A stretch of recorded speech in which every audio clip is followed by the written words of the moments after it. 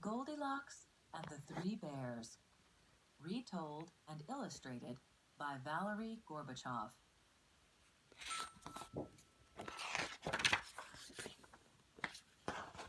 Once upon a time, there were three bears who lived together in a little cottage in the woods. There was a great big father bear, a middle-sized mother bear, and a wee small baby bear.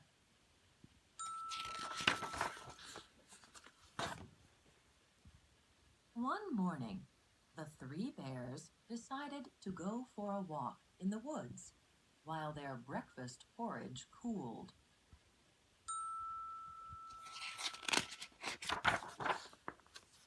While they were gone, a little girl named Goldilocks came past their cottage.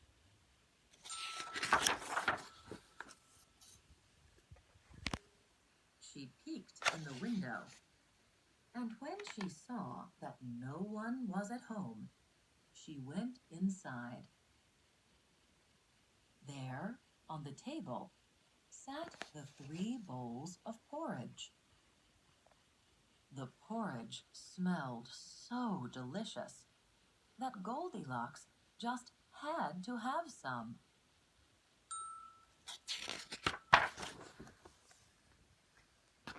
First, she tried the porridge in the great big father bear's great big bowl, but it was too hot. Next, she tried the porridge in the middle-sized mother bear's middle-sized bowl, but it was too cold. Then she tried the porridge in the wee small baby bear's wee small bowl, and it was just right. So she ate it all up.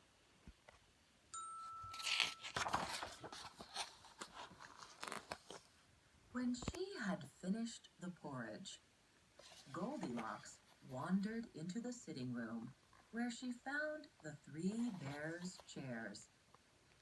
First, she tried the great big father bear's great big chair, but it was too hard.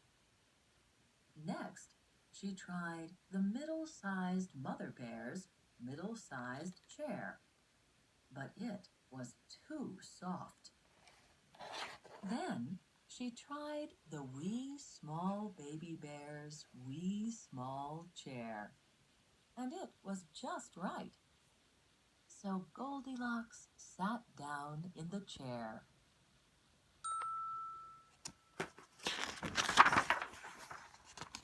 And broke it all to bits. Then Goldilocks went upstairs, where she found the three bears' beds.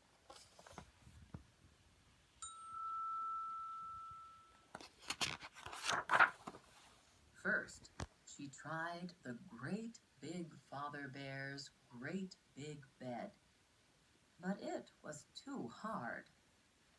Next, she tried the middle-sized mother bear's middle-sized bed, but it was too soft.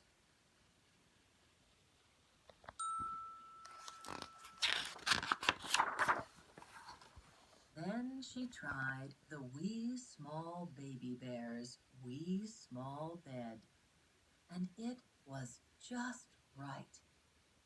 So Goldilocks lay down and fell fast asleep. No sooner had Goldilocks fallen asleep than the three bears returned home. Their walk had made them very hungry, so they hurried right into the kitchen.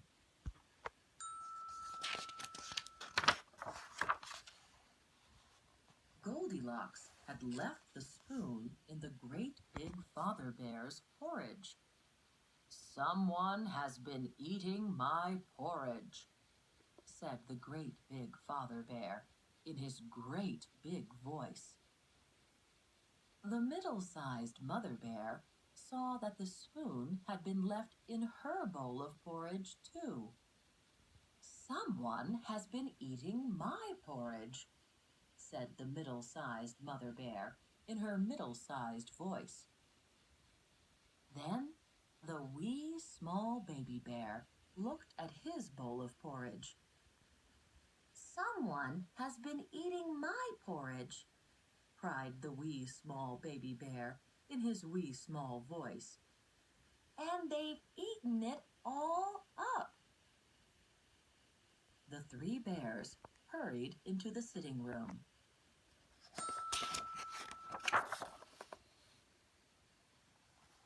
Goldilocks had knocked the pillow off the great big father bear's chair. "Someone has been sitting in my chair," said the great big father bear in his great big voice. The pillow on the middle-sized mother bear's chair had been moved too. "Someone has been sitting in my chair," said the middle-sized mother bear in her middle-sized voice. Then the wee small baby bear looked at his chair. "Someone has been sitting in my chair," cried the wee small baby bear in his wee small voice. "And they've broken it to bits."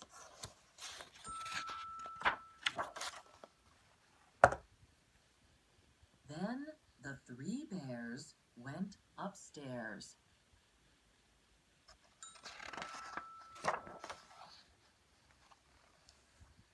Goldilocks had messed up the covers on the great big father bear's bed. "Someone has been sleeping in my bed," said the great big father bear in his great big voice. The covers on the middle-sized mother bear's bed had been messed up too. "Someone has been sleeping in my bed," said the middle-sized mother bear in her middle-sized voice. Then the wee small baby bear looked at his bed.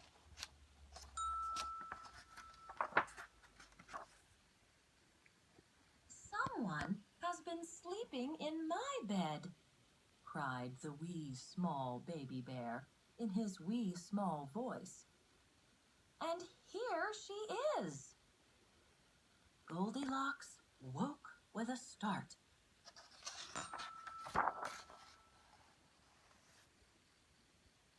She leaped out of bed, jumped through the window, clambered down from the roof, and ran away just as fast as she could go.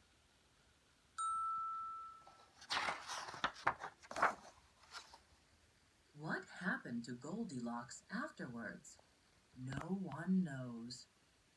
The three bears never saw her again, and they lived happily ever after in their cottage in the woods.